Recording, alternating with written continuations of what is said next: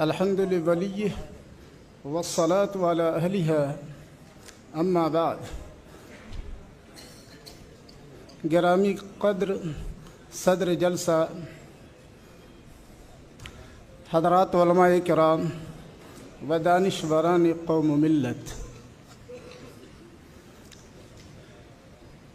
میں جس ادارے سے تعلق رکھتا ہوں اس ادارے کا عمارت شریعہ سے بڑا گہرا تعلق رہا ہے. اشرف علوم کنھواں کی بنیاد 1338 میں پڑتی ہے اور اس کے اگلے سال 1339 میں عمارت شریعہ کی بنیاد پڑتی ہے، جس کی بنیاد میں، جس کی قسط اول میں جامعہ اشرف علوم کے بانی حضرت مولانا صوفی رمضان علیہ الرحمہ اور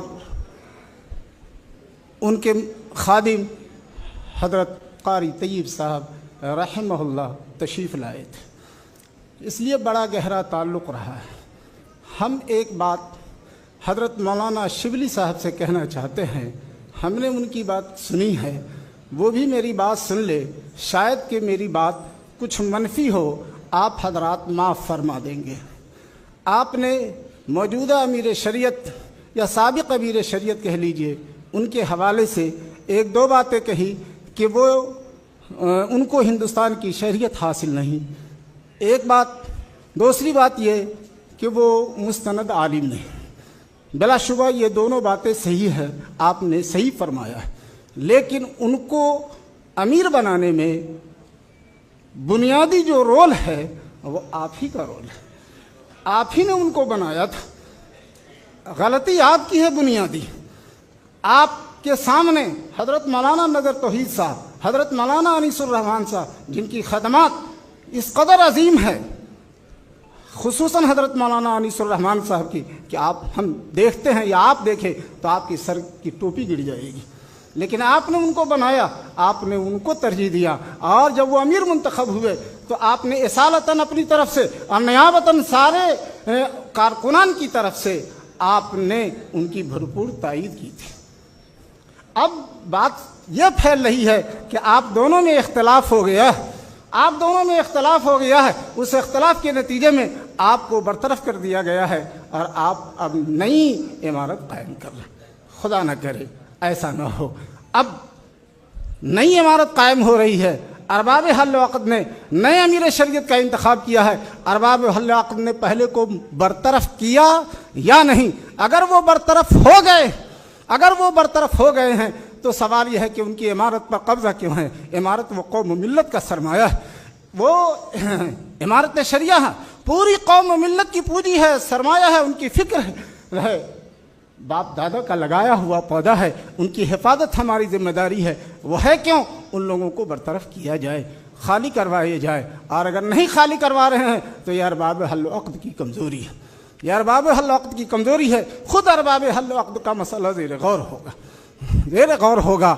آقا صلی اللہ علیہ وسلم، سن لے ذرا غور سے. آقا صلی اللہ علیہ وسلم نے ایک مرتبہ ایک صحابی حضرت عبد الرحمن بن سمرہ رضی اللہ تعالیٰ عنہ کو مخاطب کر کے فرماتے ہیں، یا ابن سمرہ لا تسلی الامارہ، عمارت کبھی بھی مت مانگنا، امیری کبھی بھی مت مانگنا.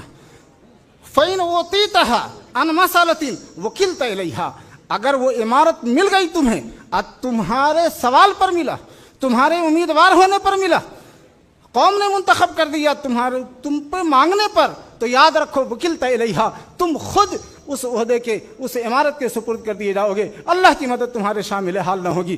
اللہ کی مدد شامل حال جب ہوگی کہ ان اوتیتہا عن غیر مسئلہ، غیر مانگے ہوئے تم کو اگر مل جائے تو پھر انت علیہا.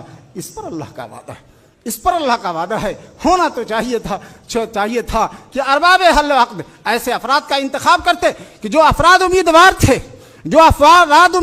تھے پھر وہ مشکوک ہو گئے، شک کے دائرے میں آ گئے. ارباب حل و عقد ایسی شخصیت کا انتخاب کرتے جو شخصیت امیدوار نہ تھے، ووٹنگ میں شریک نہ تھے، ایسے کا انتخاب کرتے یقیناً اللہ کی مدد ہوتی، لیکن آپ نے انتخاب کیا ہے انیس الرحمن، مولانا انیس الرحمن صاحب کا سوال یہ ہوتا ہے کہ آپ نے اس سے پہلے انتخاب کیا ہے یا آج انتخاب کیا ہے؟ آج اگر انتخاب کیا ہے تو جتنے لوگوں نے پہلے ہاتھ اٹھایا ہے اور جتنے لوگوں نے پہلے تائید کی ہے وہ قضاء علی الغائب ہے۔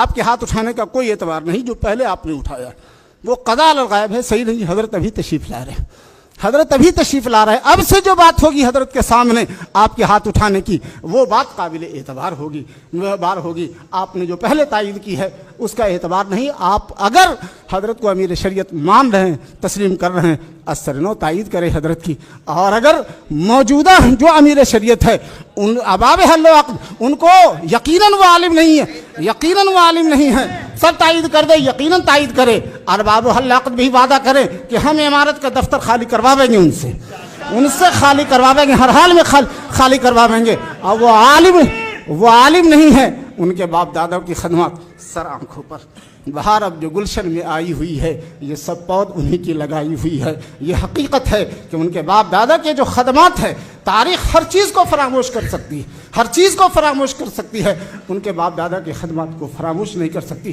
ہم مولانا انیس الرحمن صاحب کے والد کو نہیں جانتے، ہم مولانا شبلی صاحب کے والد کو نہیں جانتے، کوئی بات نہیں، ہم احساس کمتری کے شکار نہیں ہیں، لیکن اگر ہم نہیں جانتے ہیں مولانا منت اللہ رحمانی صاحب کو، ہم نہیں جانتے ہیں مولانا مونگیری رحمۃ اللہ علیہ کو، تو یہ ہماری جہالت ہے، یہ ہماری جہالت ہے، ہمیں اس کو دور کرنا ہوگا۔ اپنی باپ دادا کی تاریخ کو آپ کو سمجھنا ہوگا، سیکھنا ہوگا، اس کا مطالعہ کرنا ہوگا۔ تو یاد رکھیں سب سے بڑی بنیادی بات یہ ہے کہ یہ وہ ارباب حل و عقد عمارت شریعہ کے دفتر کو خالی کرائے، ہر حال میں خالی کرائے، اور جو ان کے جو ہے وہ جو ذمہ دار ہے، ابھی اپنے آپ کو وہ امیر شریعت کہہ رہے ہیں یا جو بھی جس عہدے پر کہہ رہے ہیں، ان سب کے منسوخی کا اعلان کرے۔ پھر سے جو ارباب حل و عقد ہے، میری رائے حقیریہ ہے، رائے ہے کہ آپ کے حضرات کے سامنے یہ وعدہ کرے اور آئے اور کہہ دے کہ ہم ان لوگوں کو برطرف کریں گے، عمارت شریعہ کا دفتر خالی کروائیں گے، وعدہ کرتے ہیں۔ ورنہ تو یاد رکھیں، ہم اگر بھٹکے تو کتنے، ہم کو بننا ہے نشان راہ منزل دوستو، ہم کو بننا ہے نشان راہ منزل دوستو، ہم اگر بھٹکے تو کتنے کارواں کھو جائیں گے، کتنے کارواں کھو جائیں۔ اللہ آپ سب کی